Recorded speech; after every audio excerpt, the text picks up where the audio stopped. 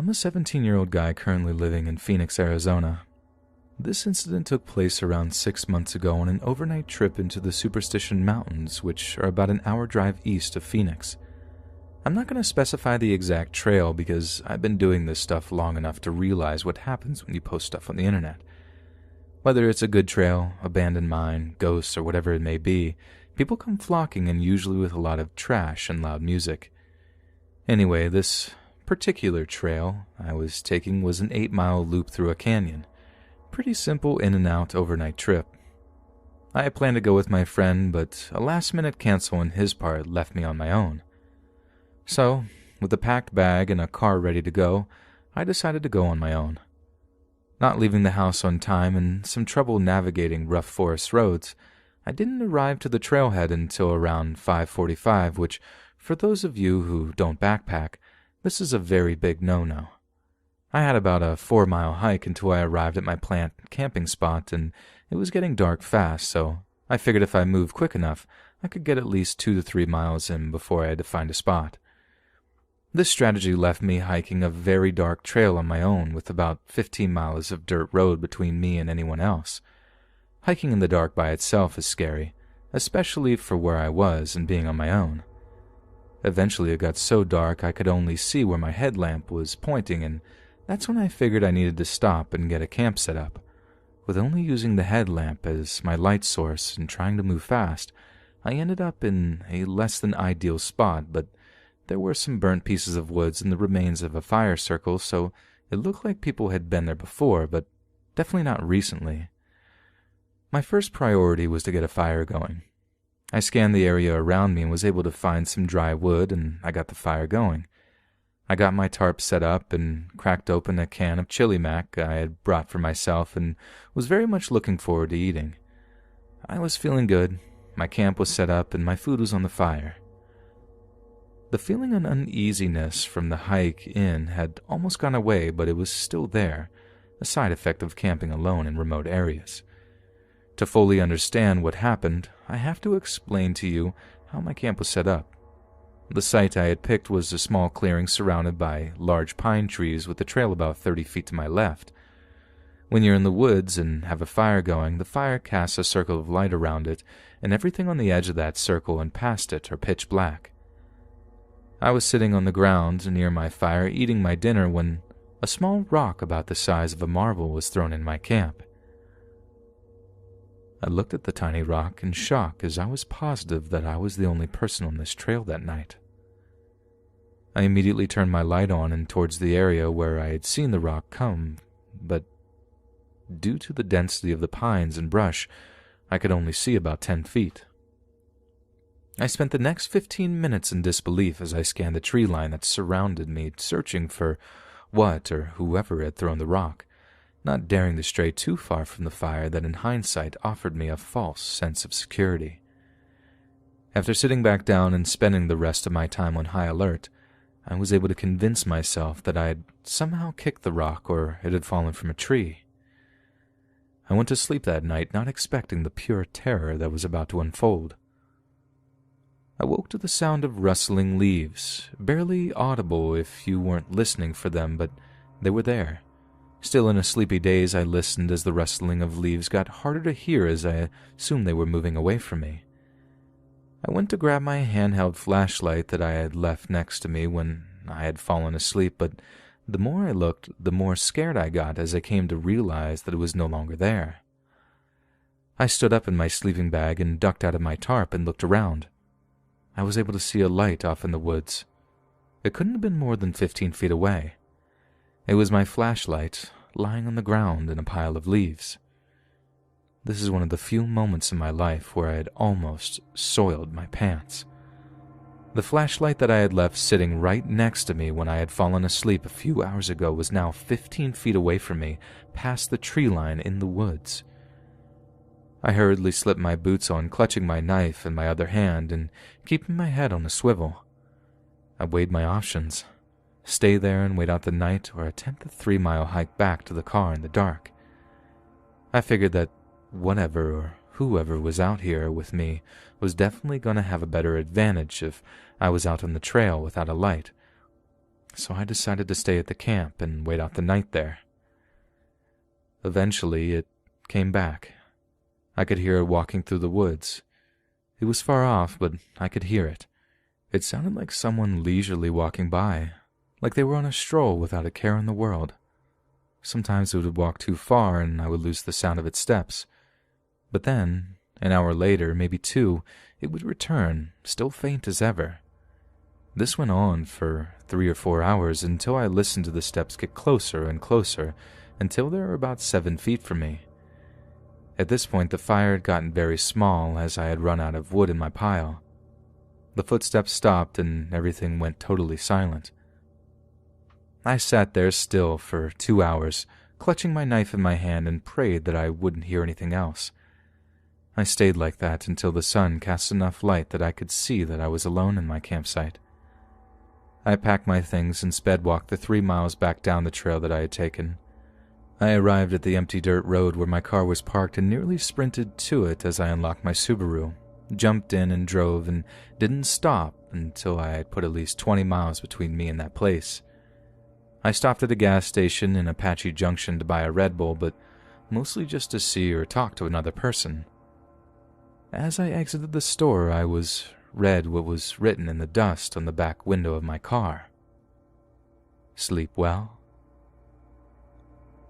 A lot of weird things have happened to me on my various adventures through Arizona, but this is the weirdest and scariest by far, so I thought I'd share. There is a seriously deranged person living in the Superstition Mountains. Do yourself a favor and stay as far away from those mountains as you can.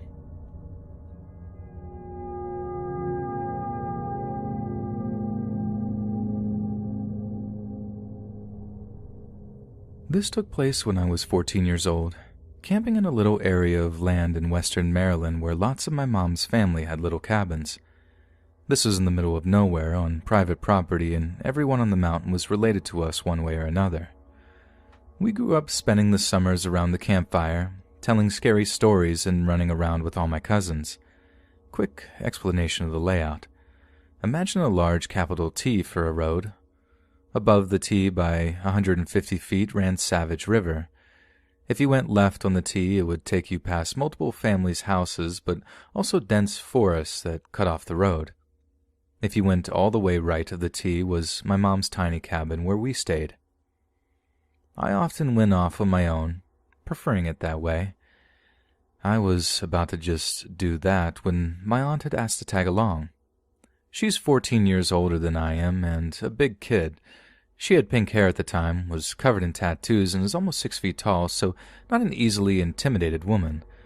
So I had decided that we'd go all the way to the left into the dense forest, and she's fine with that, admitting she'd come with me so she could smoke a joint and keep out of eyesight of my disapproving grandmother.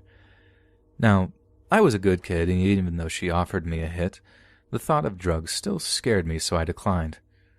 From the end of the road was a super rough dirt path into the woods, with the river still running 150 feet above the path. If you were to walk towards the river, it goes on a downward slope. A few miles in, you actually come across one of those legendary random staircases that lead to nowhere. On this particular day, I had taken the dirt path and had walked down the 150 feet along the river, watching the fish and crawdads scurry by as my aunt got high as a kite, a little bit behind me. I was in my own little world when I suddenly heard a click noise that brought me back to reality. I look up and around, confused. Then my eyes land on some man I had never seen before, standing across the river from me, no more than 15 feet from me. He must have just walked out of the woods on the other side of the river. It's summer, but he's in a black jacket and raggedy jeans and is holding one of those old, cheap, non-digital yellow cameras that you would roll the top and it'd click to be able to take another picture. I was stunned because I had never seen anyone other than my family anywhere around the area in all the years I've been going up here. He smiled at me, then slightly lowered his camera. He was older, probably 40s, and very scruffy, tall and kind of thin. He takes a step forward, and I in turn take a step back. He scrolls the top of the camera and points it directly at me again. I am literally at a loss of words and can only manage to take another step back, almost slipping on a rock as I do. This is when my aunt stumbles through the trees and is in mid-sentence about how much she missed being high when she stopped and stared at the man. I was just staring at her at this point, frozen like a deer in headlights. I slowly turn, and he's not looking at my aunt. He's staring right at me. He clicks the camera again at us, and then he does something that makes my blood run cold and turns the situation from weird to terrifying. He does the tut-tut-tut thing with his finger and points to what looks like a knife sheathed and strapped to his hip, and then points a finger that he slices across his throat. That's the moment I went into autopilot. I spun around and began barreling through the trees, grabbing onto my aunt. My heart pounded as I ran, though I could have sworn I heard one more click before I could hear the splashing from behind me. I almost collapsed because my legs felt like jelly. The river is really deep in parts, but where I had been, we were at a point where the water would have been only thigh-deep to a grown man. I tore upwards and ran blindly like a rabbit from a fox. When we saw the stairs, my aunt quickly yanked me to the other side and slid down beside me as we caught our breath. I was wheezing so loud I had to cover my mouth to try to muffle the sound. I peer around, but the trees are so dense I can't see the river from the stairs, but even with my hammering heartbeat, I hear the snapping of branches like someone barreling through the forest. Now, I am very, very scared. It's not an easy, straight trail back into my family's property. You have to weave around, and in spots it dips and gets rocky, so you have to do about an S shape to get through. There's random rocks everywhere, and it would be easy to twist an ankle or smack into a tree in my panic. Not to mention we always tread careful and look where we were going because there are so many snakes in that area. I'm sobbing and wheezing badly, and we had another few miles until we even hit the first part of my family's property. My mind is racing, but I know we can't stay, and neither of us had any type of weapon, and staying here was making it harder for me to convince myself to run as paralyzing terror crept in. My legs and arms are already cut up, and before I can decide what to do, my aunt pulls me towards the T-road, desperately, just stumbling and running. I don't make it more than another mile until I misstep and trip over a branch, tripping and smacking headfirst into a tree. I crumple over and taste blood. I bit through my lip in the fall. I'm dazed, but my adrenaline is still pumping, so I scramble to a tree as my aunt turns and notices I'm not right behind her. She scrambles back and drops to her knees in front of me, whispering. I'm dazed, but she keeps repeating that we need to keep going. I'm shaking so bad I don't think I can walk, much less run. I have probably another 1.5 miles until I'm on my family's property, but another 2 until we're at an occupied cabin, my grandmother's. My ears are ringing, and I'm hardly paying attention to my aunt's frantic pleas. I completely psych myself out again and keep looking behind me, but I don't see anything. She decides that she's not going to waste any more time because of stupid me and half drags me up and forward. I hobble forward as quick as I can as she continues to pull me too quickly. The rest is a blur until we break through the woods. Most of my family wasn't there at the time, so we only stop when we make it to my grandmother's, and I just run in sobbing.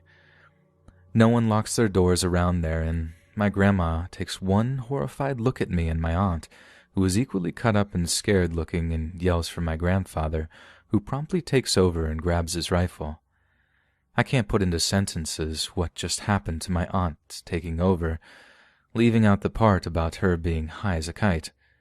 He and my grandmother go cabin to cabin, gathering the men and their guns, as well as warning the women and children about what had just occurred.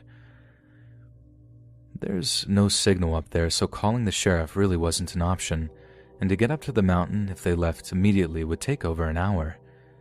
It's getting dark. The roads leading up to the property are so windy and steep, you'd have to be out of your mind to try to drive up them in the dark anyway. My mother eventually got word and came over. She took one look at my aunt and said that I'd probably just gotten high with her, which in turn made us overly paranoid, and when we saw the random fisherman who was trespassing, We jumped to conclusions and had probably startled him as much as he had startled us. She continued by saying I probably just imagined he was taking my picture or that he began chasing us, though my aunt had been the one to repeatedly retell the story. My aunt stood up and yelled at my mother, saying that I was a good kid and didn't do anything and that we were telling the truth. They began screaming at each other, and my grandmother made them both stop, telling them both to grow up. Even with the men of my family scouring the woods, they never saw any sign of the man that we had encountered there. Everyone in the mountain locked their doors that night, though, for the first time in a long time.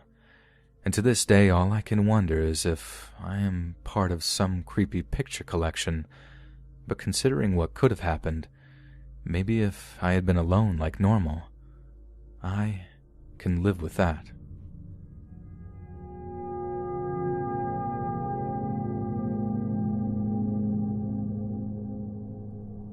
This was 1998 when this happened. An old friend of mine asked me to go camping with him. I hadn't been since I was about 12, so I agreed. It sounded fun, and I was excited all week leading up to the trip.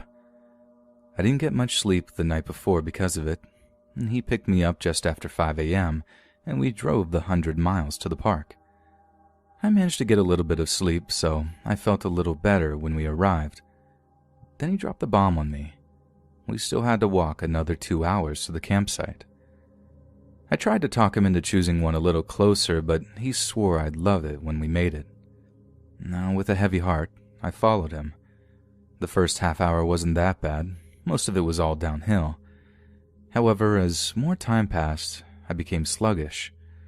Halfway there, we took a short break, but were back on the trail before I knew it. The second leg was a lot more uphill. It wasn't long until I was dragging again and not paying attention to where I was going. We arrived at a flat section, and I was relieved. My friend was in front and somehow missed the trap, but I didn't. All I remember was that 1 second, I was clomping along and hitting the ground the next. The contact with the bottom of the hole jolted me awake, and the rush of adrenaline masked most of the pain. As I stood up, my right leg buckled, and I dropped down into a sharpened stick jutting out below me. Apparently there were several more stakes in the bottom of the hole, but they had been knocked over, thankfully. When I looked down, I saw the bone sticking out of my shin. Instinctively, I pulled the stick from my leg, and pain made me even queasier than I already was. I looked up to get an idea of where I was and only saw blue sky edged by trees. I figured the hole was about 10 feet deep or more. It must have taken the idiots that dug it several days. I yelled up for my friend only to see his laughing face greet me over the edge. He didn't know the extent of my injuries at that moment, but when I told him, the laughing stopped and panic replaced it. I asked him what happened, and he told me it looked like some redneck poachers had dug some type of bear trap and I'd fallen into it. I assumed he could simply reach down and pull me out, but that didn't work. So next he attempted to reach me with a tree limb. This worked at first, but when I tried to stand up, the pain was far too severe. I couldn't put any weight on my right leg. It was obvious I wasn't getting out of the hole without some outside help. It was still early in the day, so I wasn't very concerned. I could hear my friend pacing around above me and freaking out, so I called up to him in a calm voice and told him to go get help. The ranger station was only a little over an hour back from where we came. He could easily get help and make it back to me with plenty of time before dark. Once he took off, I was left alone with nothing but the pain to occupy me. By now, it was coming in waves, and the accompanying nausea wasn't making it any better. Initially, I thought I could make a splint, but the moment I tried to tighten it down, I almost fainted. Leaving it alone seemed the wise decision. I put my head between my knees and waited for the sick, dizzy feeling to pass. Eventually, it did, and I tried to focus on other things. Singing worked for a while. That is, until I started hearing thunder and noticed the sky above me getting darker by the minute. Getting a little wet wasn't going to kill me, right? Perhaps I should have considered my circumstances before saying that. The rain was relatively light at first, but within minutes, it was coming down in sheets. I was okay, until I began to notice the hole filling with water. My feet were already submerged by the time I realized I was in trouble. I clawed my way up the wall until I was standing, at least the best I was able, and started praying for it to stop. As the minutes passed, more of my body disappeared. After an hour, the storm began letting up and I could relax. The water level was only about halfway up to my shins, and I knew now if it continued at that rate, help would be here before it even reached my waist. Unfortunately, it was just a lull in the storm. Soon enough, the rain was sheeting down again. The only positive thing about it all was it had taken my mind off the pain in my leg. I tried to be upbeat, thinking back on funny jokes and movies. The next hour was the longest in my life. When help finally arrived, the rain had almost completely stopped. At the time the ropes pulled me out, the water was just below my belt. Thinking about drowning to death in a little hole out in the middle of nowhere still gives me the willies. Once I was out of the hole, the ride to the hospital went by pretty fast. After a surgery where I acquired some screws and a few plates, I was allowed to go home. The next 8 weeks on crutches would drag by, but I was happy to be alive, broken leg or not. We never got to make up for the lost trip, but I have taken my kids out camping a few times in the years since. While it's on my mind, I may give my friend a ring. We haven't seen one another in a few years, and a camping trip may be the best way to catch up. I'll just be sure to keep my eyes open this time.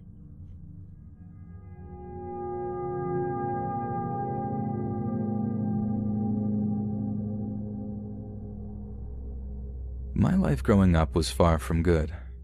Rather than constant physical abuse, although there was that too, my parents ignored me most of the time. Both had drinking problems. My mom only worked part-time so she could, as she said, be there for her kid. But she really spent the majority of her free time in a bottle or bed.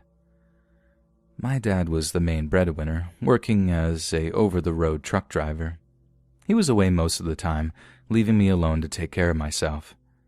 Our apartment was on the edge of town, surrounded by miles of forest.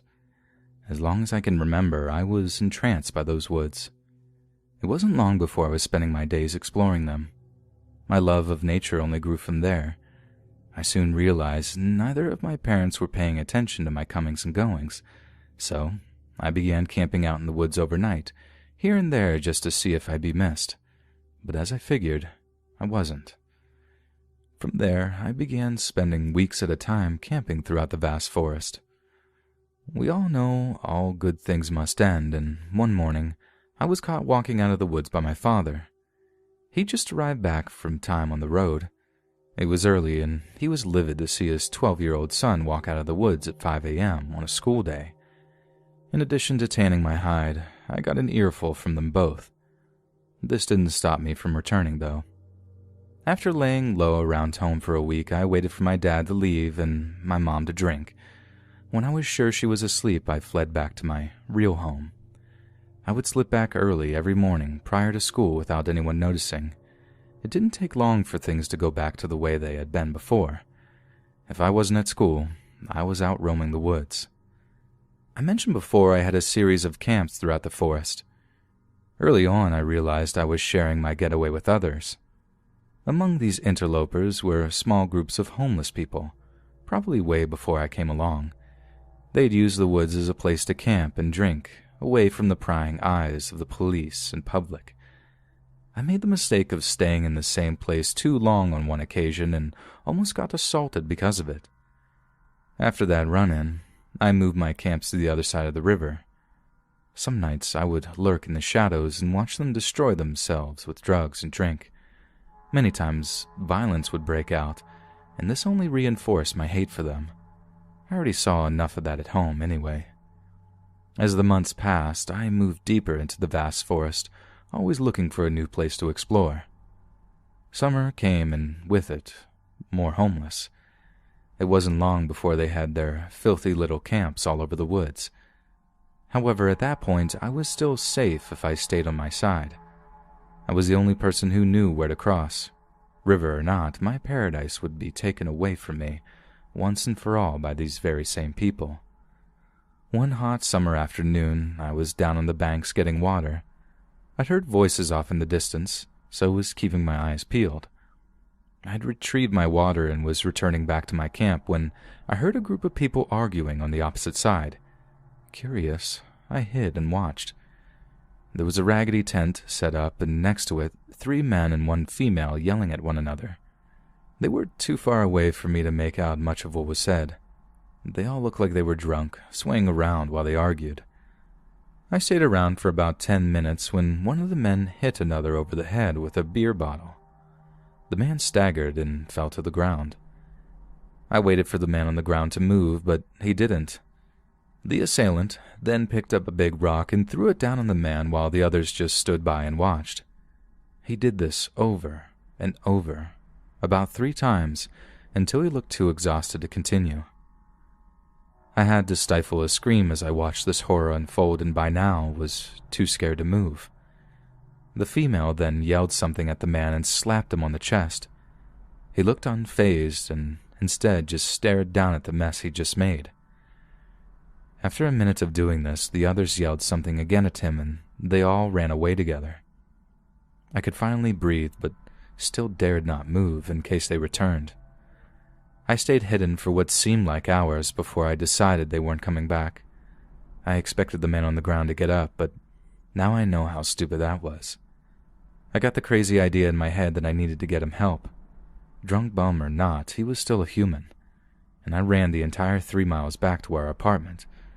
For some reason, I was happy to see my father was home. I ran in, short of breath, and began yelling for my parents. I noticed them sitting together on the couch and ran up to them. My dad told me to shut up and then asked me what the matter was. I repeated the story of what I had just witnessed in the woods. Rather than getting help, my dad began yelling at me about defying him. My slurring mom soon joined in and they both commenced chewing me out a new a-hole.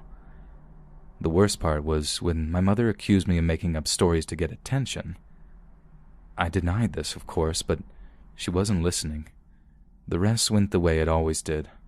My dad pulled off his belt and strapped me across until I began crying, and he told me to shut up or give me something to cry about, as usual.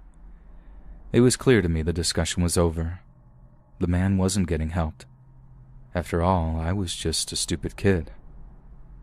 I crawled off to my bedroom and cried myself to sleep as I had done so many times. My retreats to the woods had ended. I couldn't leave the house without one of my folks, and going outside was out of the question. Not long after that, I was shipped off to live with my dad because I'd become too much for my parents to handle. I expected life to be much as it had before, maybe even worse. After all, there had to be a reason why my mother was so messed up. I kept my guard up for a long time, waiting for the first beating to come. Instead, I would be given a life I could have never dreamed of. Grandpa Mac turned out to be a loving and patient man, the exact opposite of any adult I'd ever met before. The first time he asked me what I liked to do, I was speechless. No one ever cared to ask. I swallowed the knot in my throat and told him of my love for nature. Expecting the usual laughing and mockery, I braced, but instead his face lit up. He spent the next hour telling me of all the great memories he had of camping with his father. I knew then I had become the luckiest kid in the world. As soon as the spring came, we spent every waking moment hiking the woods and parks throughout the country. The knowledge he passed on to me could fill a library full of books. Even though he's gotten too old for us to go out together, I still visit him on a regular basis and share all the amazing adventures I have been through recently. His body may be weak, but his mind is still as strong as ever. I owe that man more than I'll ever be able to repay, and he did everything just because he loved me. It still took me a good 3 or 4 years until I summed up the courage to tell him the story. Also, I expressed the guilt I felt for keeping it to myself all this time. I was unsure of how he'd react. At first, he sat quietly. A moment or two later, he sat up in his chair and hugged me tightly. This confused me, and when he let me go, I asked him what I should do. His advice to me was to contact the police back home and share the story with him. After that, the responsibility was out of my hands and I didn't need to be guilty ever again. Once I contacted them, I washed my hands of the guilt. Now that I've grown up, I realize my parents were at fault. I did what I should have. If they chose to say nothing, it was on them. I went off to college, and upon my return at Christmas, Mac let me know that the people responsible had been found, although all but the woman were dead. She shared the location of the man's body with detectives. They wanted to thank me for coming forward and helping them to solve this case after all these years. And with that, I moved on, leaving that terrible part of my life behind me. Until recently, with the death of my father, which seems to have dredged up all these old memories, I've not thought of that part of my life in some time. My love for the woods and its creatures has grown into my livelihood. Now I get to travel all over, discovering and preserving the world's wild places before they are gone. Something I could have only dreamed of as a kid, trapped inside a run-down apartment in New Jersey. And without Mac's love, understanding, and teaching, none of it would have ever happened.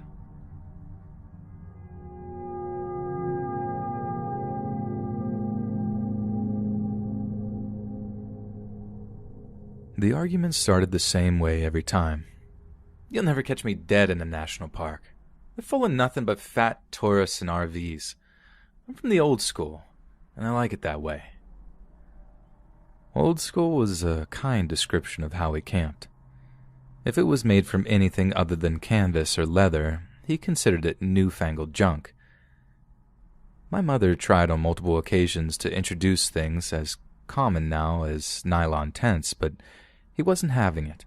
He'd rather carry that big, musty wall tent everywhere we camped, and don't get me started about the stinking cans of kerosene that always leaked all over everything.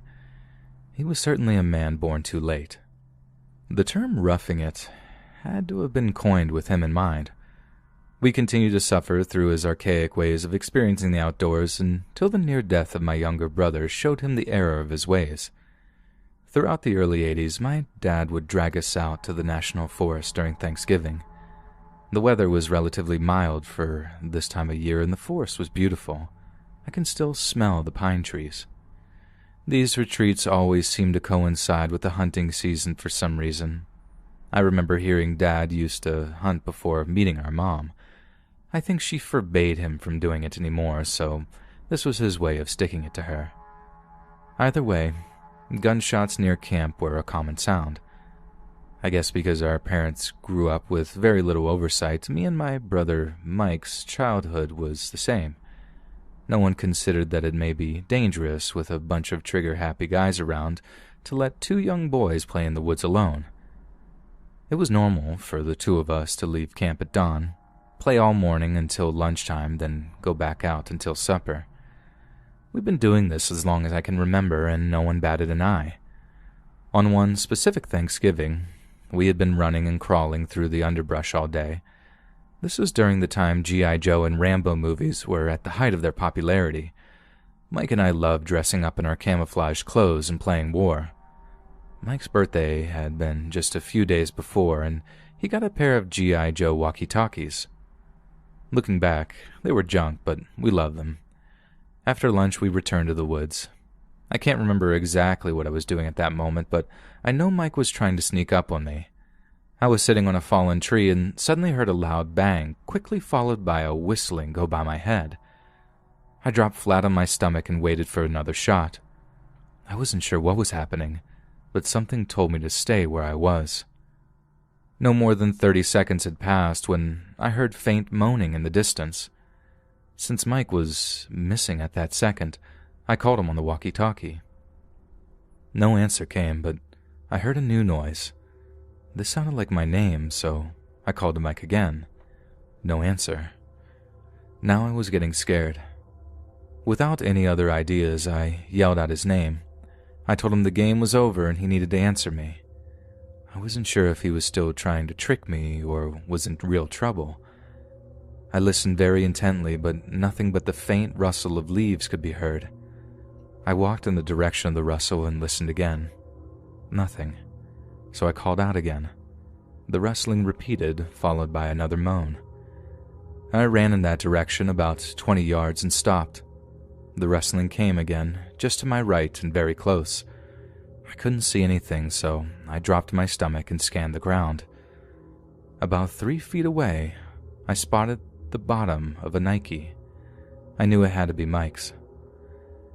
I ran to the bush he was laying under. The sight I came upon still breaks my heart to this day. There was Mike, staring up at me with a terrified look on his face. Just under his arm was a hole with blood pouring out of it. It shocked me, but I did my best to play it cool. I didn't want to make him any more scared than he already was. Had I been older, I may have known better how to move him, but I just reached down and scooped him up in my arms. He was too heavy for me, but I was going to do my best to save him. I made it about 100 yards before I had to set him down. He must have been in considerable pain. He asked me to leave him there and go get help. His voice sounded very weak, and I almost broke into tears right there. Somehow, I held myself together and ran another mile or so without stopping. Mom must have known something was wrong. She yelled out in a panicked voice for my father. My dad came out of the tent, took one look at me and said, "How bad is it?" I was too winded to speak. I just pointed him toward where I'd set him down and he took off. By the time I'd caught up, Dad was already picking him up and headed for camp. The entire ride to the hospital, Mom kept talking to him, telling him to hold on. I rode in the back seat, holding my shirt against the wound the whole way there. What would have normally been at least a 30-minute drive took us just under 20. Dad handed him off to the doctors. They had him in surgery within the hour, and the next 3 were a long, living nightmare. More shocked at what had happened to my brother, I was in amazement at how calmly my parents were handling everything. Having become a parent since, I realized they were far from calm, but they handled it well either way. It was after midnight when the doctor gave us the news. They had been touch and go for a long time. I only found out much later that Mike had died more than once during surgery, but Mike had a good chance of recovering completely. The police, having been notified of the shooting, arrived soon after dawn to question us. Now that the urgency of the situation had passed, I broke down several times during my recollection. That was the first time I came to grips with the possibility that I could have been shot myself. Mike was going to be in the hospital for a few weeks, so my parents got a hotel room nearby. I think my dad considered staying at the camp, but after a very short discussion with my mom, he decided against it. The detectives handling the case kept us up to date, but as late as the day Mike was discharged, no names had been connected to the case. The most widely held theory is that a poacher mistook the movement in the bushes for a deer and fired. It accounts for the red flags during the search through hunting licenses. It wasn't the first time this happened, and sadly won't be the last. Mike was one of the fortunate ones. 34 years have passed since then, and nobody has been decisively connected to the shooting. Mike did make a full recovery and went on to start his own business and family, just like any other normal person. Something great did actually come out of this mess. We never returned to the national forest, and even better, Dad decided with all of those fat tourists with their RVs being around, it was a safer environment for he and his family. Between 12 and 17, I got to spend my holidays in awesome places like Yosemite and the Grand Canyon. This is the way I'd always thought camping should be, peaceful and quiet, and I'm almost positive Mike would agree with me.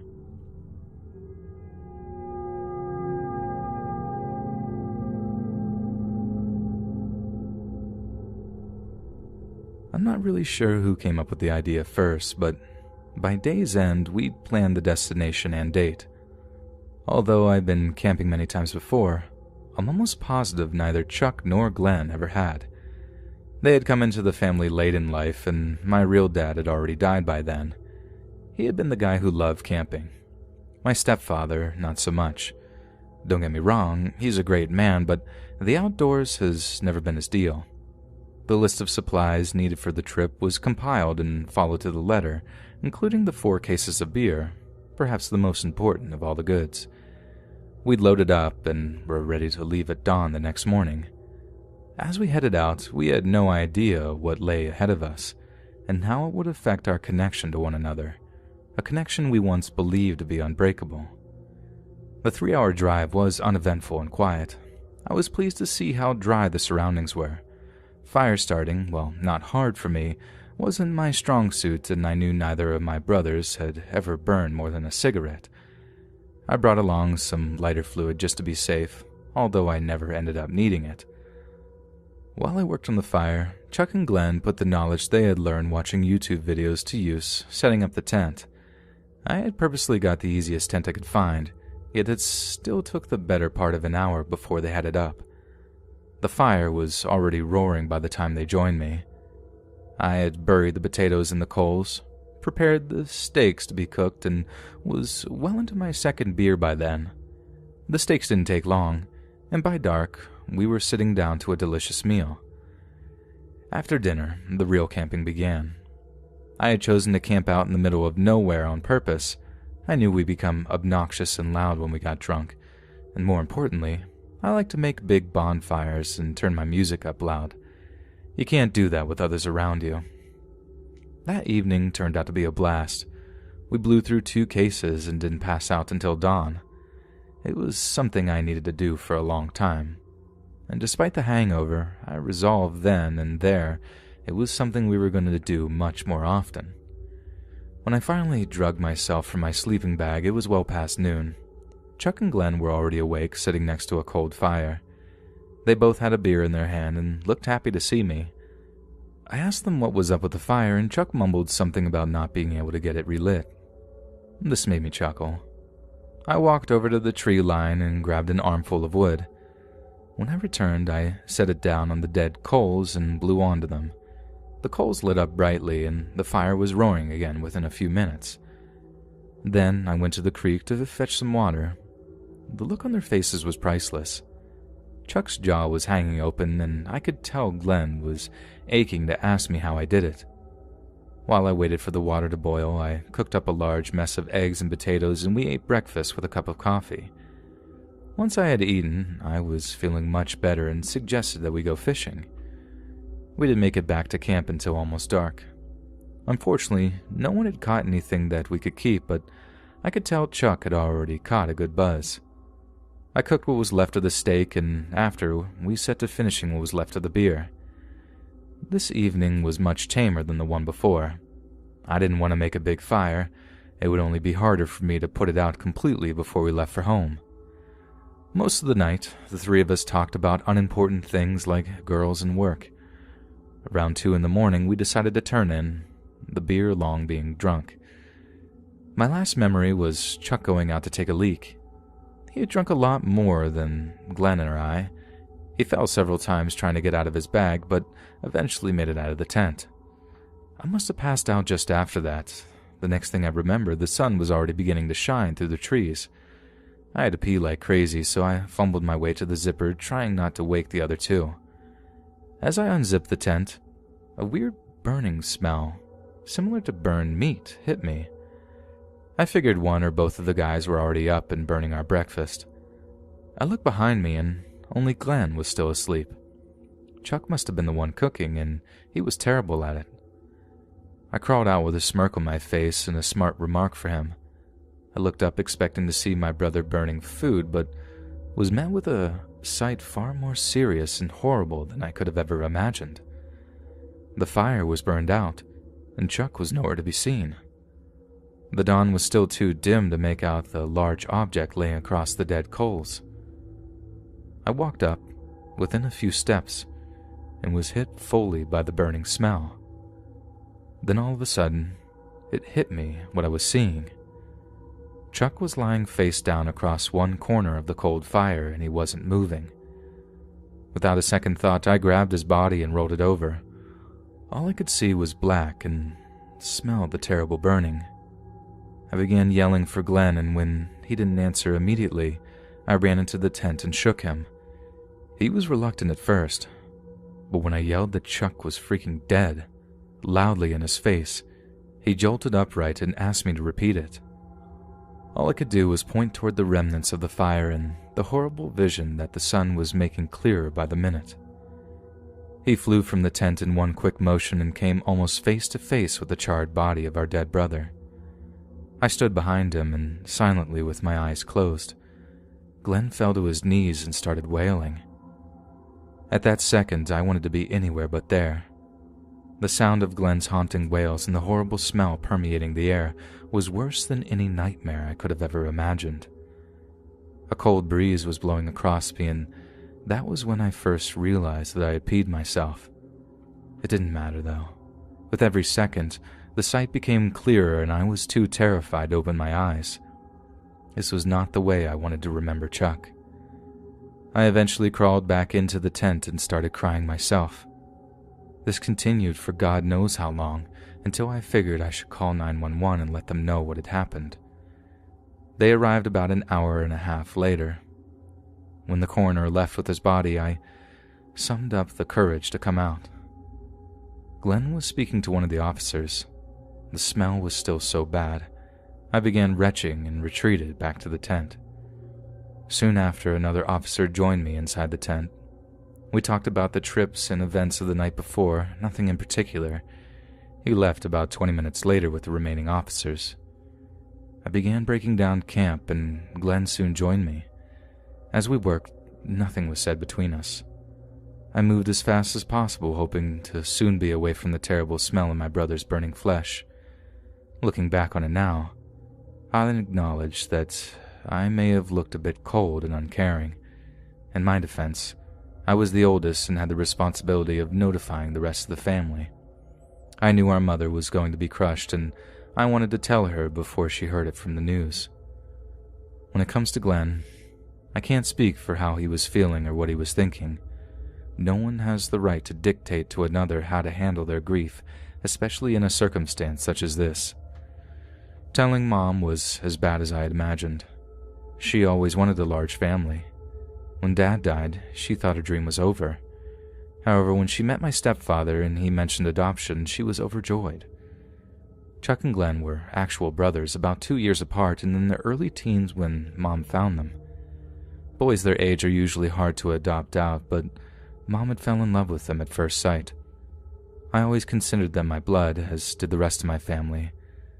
Glenn and I stayed close to her for some time, knowing how hard Chuck's loss was on her. This was the first instance I began to get the feeling Glenn harbored suspicions towards me. Nothing was said, but I caught him watching me with his usual questioning look many times throughout that month. As the months passed and more questions began to be raised, many more than I care to mention here, I had always assumed Chuck had passed out or tripped or fell into the fire, killing him. He had been much drunker than us. However, when the results came back from the medical examiner, certain things were off. The bruises, for instance. Chuck's back was covered in them. The thing was, Chuck played rugby with some guys from school and had for many years. Also, his skull was fractured. A worrying sign for sure, but even the doctors were forced to admit that things like this happen in a fire. A skull bursts or cracks from the heat.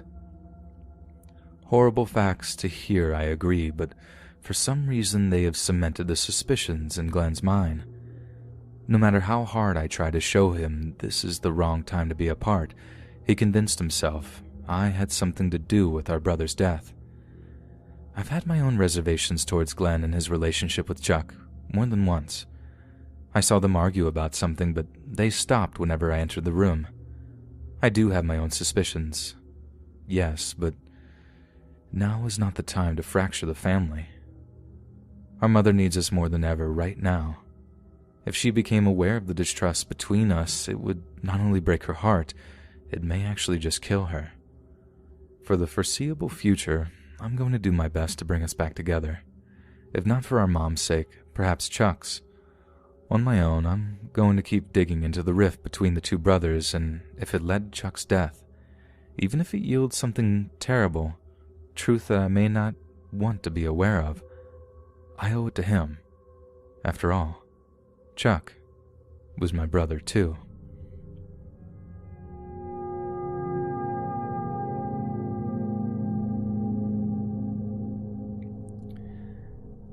worked at and live near a summer camp in the northeastern United States that runs from late June to early August every summer.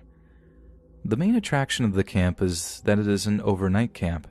Staff and campers arrive on Sunday afternoon and leave Friday evening each week during the camp season, while living isolated in the camp during the week.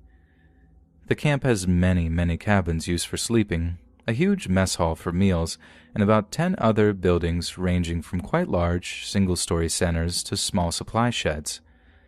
The entire camp property stretches for acres and acres and is incredibly beautiful on that lush, cool forest greenway that the Northeast has in the summer. There's everything from big open fields and forests to a large pond full of fish and a long stretch of beautiful ravine with lots of exposed shale and wildlife. It is set a good distance off any main roads, and you have to travel up a long driveway to get into the camp. The entire property feels like its own isolated universe. Campers are not allowed to have electronics. Staff can in the evenings and on break. No computers, no cars, and little communication with the outside world apart from what is required for the camp directors. When needed, staff carry walkie-talkies to keep in touch across the expanse of the camp. I went there as a child for 10 years and worked there for 4 years, and it's safe to say I have a whole lot of love for that place. But to anyone who has worked there, you would know that the place has a long and very complex history with the paranormal. I could write a full-length book with all the stories I have heard and have personally experienced there over many summers. I'd like to give a good overview of what the place is like as a staff member and share a couple of the more chilling encounters I've had. Many still give me shivers to this day, even though I have been somewhat desensitized to them for a while now. Most of these encounters I'm going to share with you happened between 2014 to 2018, while I was training and working as a counselor. I was between 16 and 20 at the time. Most of the activity would happen at night during the training week and just generally around staff of the camp. Rarely did campers ever come in contact with the entities that lurk within the woods there. Why that is, I honestly couldn't tell you. My memories there as a young girl contained not even a trace of fright or things I couldn't explain. In contrast to that, the experience I had there as a young adult had me nearly in tears. Consistently, there were things that would happen each year without fail. To start, during the training week or after the kids had gone to bed, many of us counselors would lay out under the stars outside the mess hall to unwind for the day. It had a beautiful, clear view of the constellations out over the rec field and onto the hills beyond. Many nights we would see quick, blinking lights moving in erratic patterns, odd meteor showers when there was none predicted in the area, and often see strange red flickering objects deep out in the night sky. And no, these were not planets, as they would often be in the wrong place in the sky and only stick around one evening out of the week. I had a few friends there who had a good understanding of our solar system. I spent many nights looking at their utterly baffled faces as they looked at some oddity that had appeared, exclaiming what we were seeing was just simply impossible, despite 10+ witnesses to it happening. Counselors often cannot go an entire summer without experiencing nightmares, many of which include figures standing in the corner of their cabins or at the foot of their bunks. I had these nightmares every year except my first year working there. I would wake in a cold sweat to a quiet cabin and the kids resting peacefully nearby. Screams and voices in the night, carried into camp off the wind from the pond, footsteps pacing around buildings only for there to be no one out of bed, and items disappearing and reappearing in illogical places was all incredibly common. Doors with heavy padlocks would be found open with no one to blame. Occasionally, a counselor would get locked into a building that they were working in, despite no one being around to lock the door. People would walk into this job being complete skeptics and leave believers. Returning staff had to make peace with the things within the camp and just deal with it, and give fair warning to newcomers about the mysteries that seemed to live in the very floorboards of that camp. My first memory of there being anything paranormal within the camp was in 2014. While I was training for my first year as a camp counselor, I remember that all throughout my childhood, there had been a singular, flat tombstone that lay on the hill leading down to the camp's pool. It sat right outside the girls' village, the term used for all the cabins where the female campers and counselors slept. It was incredibly odd, so old that the name and dates were unreadable, but the way that the text was formatted made it obvious it was someone's grave. No one could really give a good explanation as to why it was there. Everyone I asked about it simply told me it had been there long before them. My first year there, I remember there being lots of drama concerning the paranormal, but I was too young and not close enough with the older counselors for any of them to share what was going on. But by the end of the year, the tombstone had been removed and no one was allowed to talk about it or mention it if any of the campers asked. I remember thinking to myself that even though the tombstone was gone, someone still lay buried on that hill, no matter how long ago they had been laid to rest. Maybe the camp directors thought that by getting rid of it, they would bring an end to the paranormal activity. However, they were wrong. Alongside the mysterious tombstone, many stories rotated throughout my co-counselor friends and I as the newest staff members. The first stories I was ever told about camp happened during a training week in June of 2014. My friends had gotten on the topic of scary stories, and the older counselors jumped in to have a little fun with us. Side note, counselors at this camp were all given counselor names in our first year. We strictly used those names during the summer to add a little extra fun in for the campers. For the story's purpose, I'll refer to all the people in these stories by their camp names. An older counselor named Gadget was the first to pipe up, telling us about the two famous ghosts of the camp. He told us about the ghost of a boy who could be seen running through the rec field in the streetlights from the dead-end road that ran along the edge of the camp. Gadget told us that he had been hit by a car after running after a ball, and now spent his afterlife running as a shadow through the camp, scaring anyone awake to see him. The second story was that of a woman in white. Under the same streetlights that lit the dead-end road that bordered the camp, a few small houses sat. On some nights, a woman wearing a long, flowing white dress could be seen standing on one of the deck porches. She would spend the night standing and staring up at the camp, and be gone by sunrise. My fellow first-year counselors and I were of course quite scared by this point. It was far past midnight, and we were gathered under the floodlights of a brightly lit pavilion near to the rec field and dead-end road. They had scared us by the end of the storytelling. Luckily, another one of the older counselors, someone who would come to be one of my dearest friends during my time there, called Slag, simply shook his head and furrowed his eyebrows as he watched the older counselors spook us. Later that evening, Slag took me up to the top of the hill that overlooked the rec field and the dead-end road. He could tell how scared I was at the rumors, but from our vantage point, he explained and showed me what Gadget and his friends had been talking about. Down on the rec field, the streetlights caused long, slanting shadows to fall in a sickly yellow onto the grass. On one of the light poles there was an electrical box, and the way the shadow fell onto the grass made the perfect shape of a small child caught mid-step. When I saw it, it made me jump at how realistic it looked. It was no wonder it became popular, as it truly could be mistaken for an actual apparition. Slag also pointed out to me the woman in white. Again, I didn't see her at first, but Slag's description helped. The woman in white was simply an oversized American flag that hung on one of the house's porches. That evening was clear and breezy. The moonlight caused the flag to look milky white, and the wind made it dance slowly around the flagpole just as the dress of an actual woman would float in the breeze. I started to laugh in relief, but Slag's face stayed serious. He went on to explain to me that even though those were merely scary coincidences, we were not alone here. He explained to me some of what I had shared with you, and it made me turn serious as well. That night, my friend and I huddled into the same small bunk out of his newborn fear. We didn't realize it was the beginning of a long road of stories of our own. One of the places in the camp that granted me the most unnerving experiences was a building we referred to as day camp. We had a program where we would bus in the youngest age group of campers, and they would have their own day of camp activities before returning home around 4 p.m.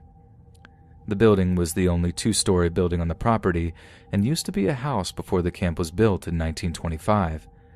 The main space had big, beautiful windows that let in the sunset. The kitchen worked, but was a little run down. The upstairs was a large attic-like room that served as a space to use for activities on the day it rained. Day camp was easily the furthest building from all the others. You had to walk through a stretch of woods on small rocky trails to get there, and oftentimes you couldn't even hear the sounds of other people from the building, and that's saying a lot as there are easily 300 loud, hyper kids and preteens there each week. Day camp never felt right to me. The feeling of the building gave me the Blair Witch Project vibes, something I didn't feel many other places in the camp. I tried never to go there alone, though I did need to close the building by myself occasionally. My body would tense up, and I felt as if something physically pressed down on my skin any time I would walk through there. Every time I turned my back to an empty room, I felt as if an eerie crowd of silent, watchful people stared through me. The boys' village was the nearest cluster of buildings to day camp. Unless day camp was being used in the evening by someone and the lights were on, it was nearly impossible to see the building with a blind eye. The dark brown wood blended into the expanse of woods that hid it from the rest of the camp. Day camp always gets closed down around 4 p.m. after the day campers return home. All the rooms were checked, lights turned off, padlocked back in place and locked until the next morning. My male counselor friends shared with me that every summer, once or twice a week, once the kids had gone to bed and the boys sat outside talking, someone would notice a light on in day camp. And this wasn't simply someone leaving the light on from the day. Sometimes the same counselor who had closed day camp earlier that day would see the lights on in the downstairs, glowing in solidarity through the dark woods. On these nights, the boys would take turns walking down the dark path there and back to get the light, returning shivering and swearing that they will never do that again. My personal experience with day camp came during the summer of 2016. Every summer, the camp performs something called a missing camper drill. This simply prepares counselors for the event that a scared child would run away. Staff could react quickly and to locate and calm them. The drill on a good day is already something that is taken incredibly seriously by all of the staff. The missing camper is a randomly chosen counselor each training week, and all of the other counselors have to go through the procedure of tracking the child down. To do this, camp is split into sections, and the eldest staff take walkie-talkies, divide up the areas, and sprint around camp looking for the missing camper, shouting their name, looking under and around structures in camp and checking any locked buildings. The camp director will go around before the drill and do things to throw off the searching counselors too. They'll unlock doors, lock others, move things around just to get everyone in the mindset of an actual drill. Of course, the area I was given to search, alone may I add, was day camp. As I ran through the woods and towards the looming house, I felt a huge sense of dread fall over me, and I seriously considered not searching it at all and just telling the other staff that I did. With shaking hands, I unlocked the day camp door and walked around inside, calling the name of the girl who was acting as the missing child. The floorboards creaked, and I remember how incredibly silent the whole house felt, apart from my movements. The sun was setting at the time, and creamy orange light fell through the length of the building from the windows. It was so unnatural compared to the busier parts of the camp. I couldn't hear the other counselors searching, not even when I strained my ears.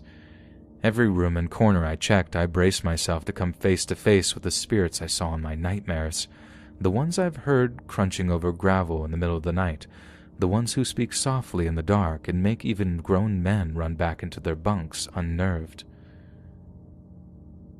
The building was clear. I sighed in relief as I locked the door firmly behind me and headed back outside. The air had begun to get chilly, and I hoped the drill would be over soon. Searching in the dark would be near impossible, and I knew that Swift, my friend acting as the missing kid, had no desire to creep around camp in the dark either. As I walked past the external cellar doors that led under day camp, I gave them a good shake to check the padlock on them. Locked. This was a location I was previously told I did not need to open or check for this drill, anyways. I went on and searched the woods surrounding the building, found nothing, and reported it on my walkie. I was told to keep double-checking the area until Swift was found and the drill ended.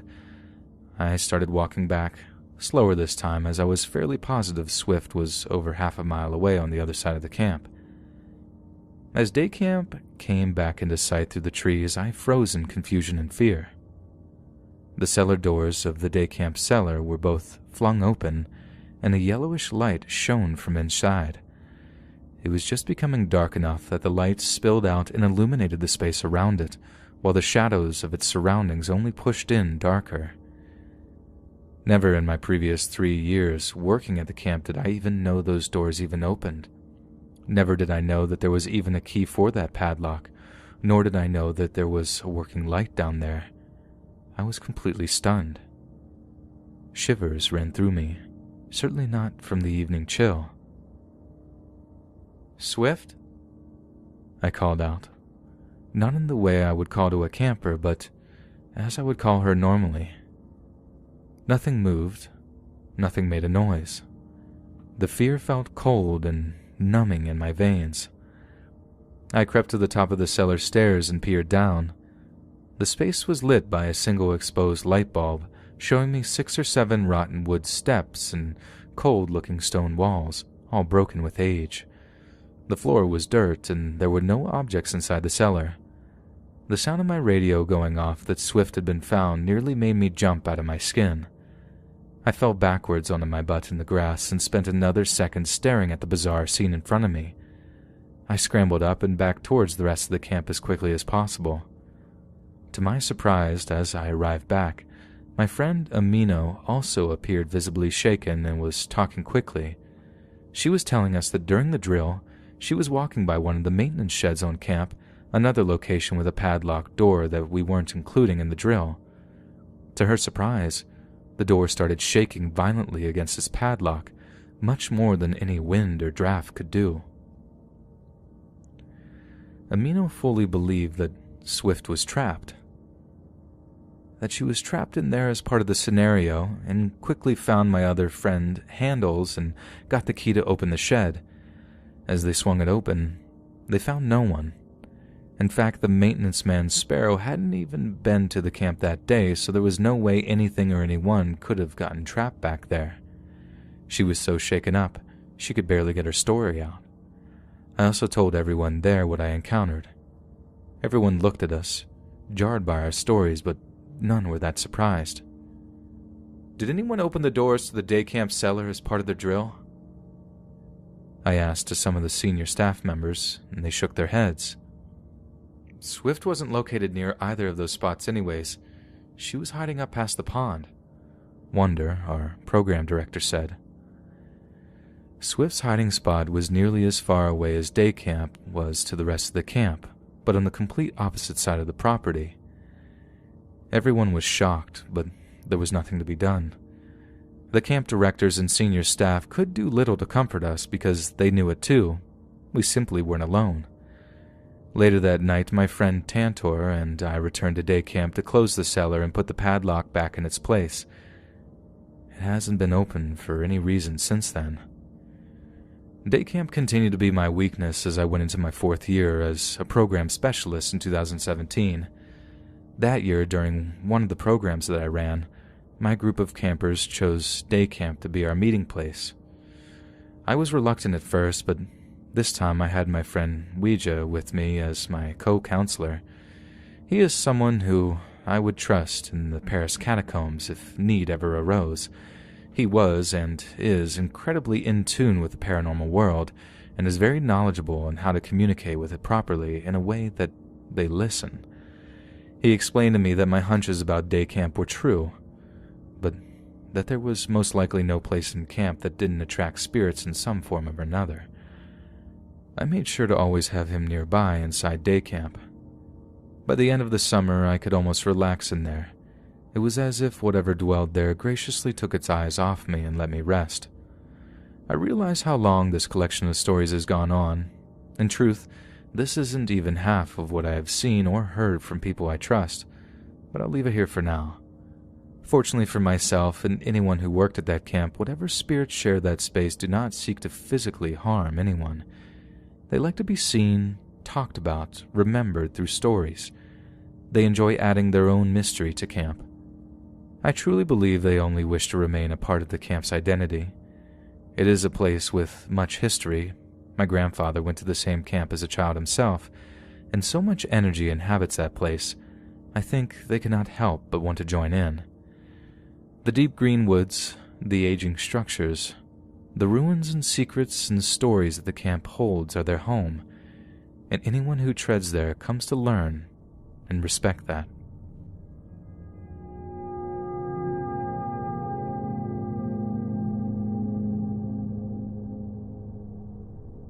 I'm 21 and a type 1 diabetic. When I was around the age of 5 and 6, I would go to this diabetes camp for daytime. My mom would drop me off during the day and pick me up around noon or so. I remember doing lots of activities such as fishing, playing Twister, but one activity we would do sticks out to me most: swimming. This sticks out the most because when I was going to camp around 5 or 6, there was a teen male counselor. I don't remember his name, so we'll just call him Jay. Jay had a split tongue, and every time I was in my swimsuit, getting ready to swim, Jay would look at me with such hunger in his eyes. When I would walk past him, as he would be sitting in a booth, he would always say how good-looking I looked and would wink at me. Jay would also try to get me to go places with him where no one was around. Now, when I was young, I didn't go off with anyone except for those who I knew. I was a shy, tiny child. One day, while me and my group were swimming, my counselor told me it was time to head inside. I was having a low episode, so I told her no. I am still very feisty when I'm low, and next thing I knew, I woke up in the camp infirmary. I had passed out in the pool from being low, and the lifeguard for the camp got me out and did CPR. When I was walking out, I saw Jay, and he asked me if she did mouth-to-mouth with me, and that it was hot if the lifeguard did. When my mom got me that day, I told her I didn't want to go back to the camp because I felt homesick. Yes, I did lie, but I felt that if I told her the truth, she wouldn't have believed a kid over an adult.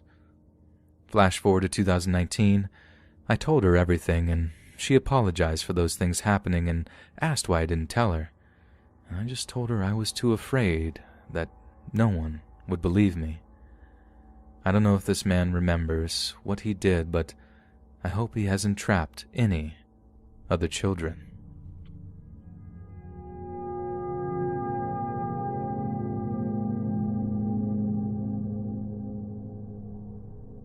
I'm really close with my best friend and her family. I mean, we have known each other since we were 2, and we lived on the same street even till this day.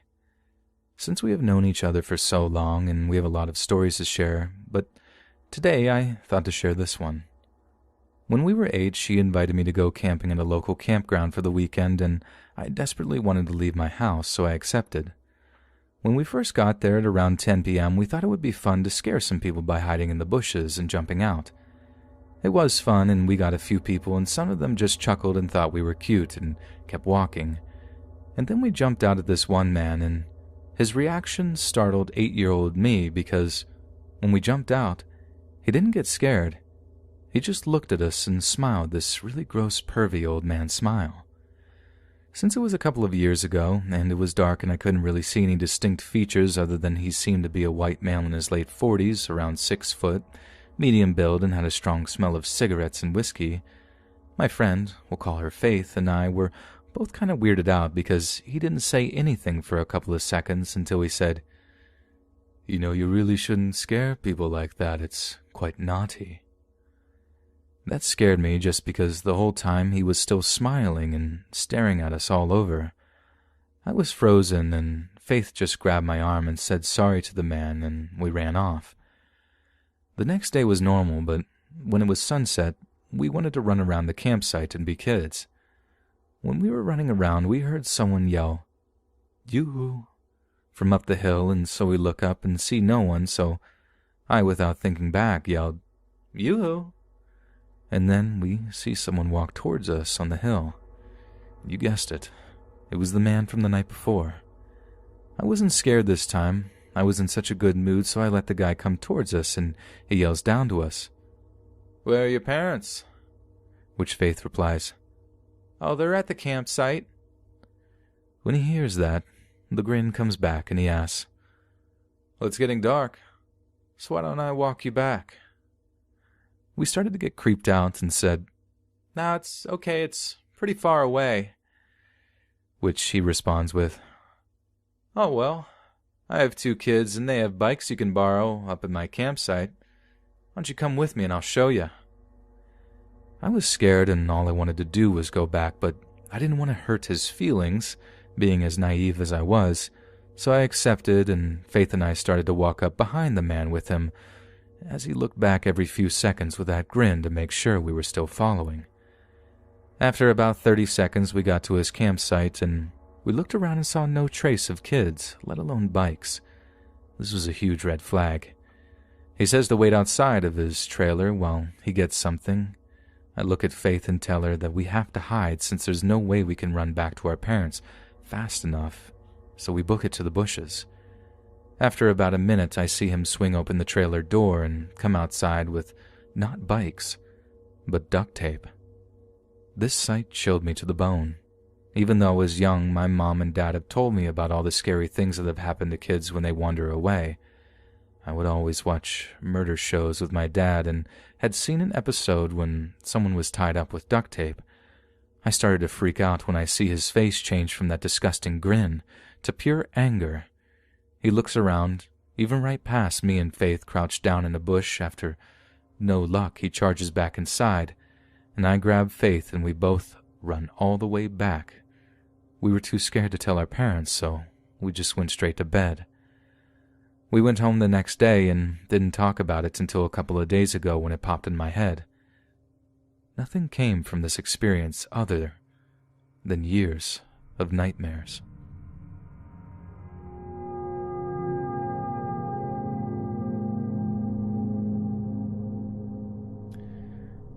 This is the story of my first and last camping experience. I was 16 at the time, and my family, my mother, sister, and brother, had made plans to go camping with our aunt, uncle, and 2 cousins over the weekend. This was my family's first real camping trip, while my cousins, aunt, and uncle had gone camping dozens of times. Our first afternoon and evening of camping actually went quite well. I surprisingly had a lot of fun. It was later that night, maybe at around 10:30 or so, my cousins, my sister, and myself were settling into our tent. We were lying in our makeshift bed when we heard footsteps circling around our tent. Slightly alarmed by this, we sat up and noticed that whoever was outside circling our tent was holding what we assumed to be a stick and tracing the tent as they circled it. At one point, my sister sticks her hand out and feels a leg through the tent's fabric. We knew it wasn't our mom, as she had a trach and her breathing is very deep and distinct. It wasn't our brother because he was only 5 at the time, and we heard a grown adult's footsteps. Our cousin informed us that it was probably their dad, who always liked to play pranks, especially at night. We decided to look out the small window of the tent, which gave us a view that looked towards the road located by our campsite. On the road was my uncle and aunt walking back from the restrooms. My cousins, sister, and I started to connect the dots. Whoever was outside circling our tent wasn't a member of our family. It was some complete stranger, and all that separated us from that individual was a thin layer of fabric. As our uncle and aunt approached our campsite, we called them over to our tent and told them what had happened. Everything stopped after we talked to our aunt and uncle. We assumed that the individual ran away when our aunt and uncle approached our campsite. My cousins and sister were still understandably freaked out about what had just happened. I, on the other hand, was so tired I wasn't able to process what had happened and how scary it actually was. The rest of the trip went seemingly well, and I enjoyed the rest as much as I possibly could. The worst part of it all is that nobody really believed us. In fact, our aunt, uncle, and mother made fun of us and told us that we were being paranoid, as my cousin's sister and I love everything creepy from conspiracy theories to urban legends. It still bothers me all this time later because I never found out who that individual was or what their intentions were. I also think about what would have happened if our aunt or uncle didn't come when they did. It's not like we'd be able to defend ourselves, as we were just 4 teenage girls. Ever since then, I have been turned off by camping, and I don't ever see myself going, ever, again. Hey friends, thanks for listening. Be sure to subscribe and click that notification bell to be alerted of all future narrations. If you got a story, be sure to submit them to my subreddit, r/Let's Read Official, and get and receive feedback from the community, and maybe even hear your story featured on the next video. And join my Discord to interact with me and other listeners directly. And if you want to support me even more, grab early access on all future narrations for just $1 a month on Patreon, and maybe even pick up some Let's Read merch on Spreadshirt. And check out the Let's Read podcast, where you can hear all these stories in long compilation form and save huge on data, located anywhere you listen to podcasts. All the links are down below. Thanks so much, friends. And remember, hey Google, play Justin Bieber.